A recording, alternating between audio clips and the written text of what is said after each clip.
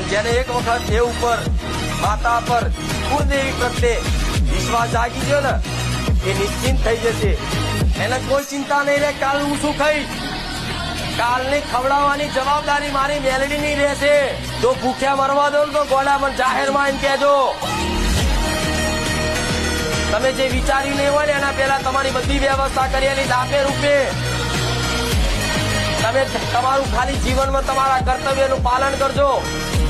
જે નોકરી ધંધો તમારી યોગ્યતા લાયકાત પ્રમાણે જે મળ્યું હોય ને જે પ્રમાણે ભણ્યા હોય એ પ્રમાણની નોકરી ધંધો તમને આલ્યો હોય ને ભગવાન એક માતાજીએ તો એ ધંધો છે ને ઈમાનદારીથી નિભાવજો.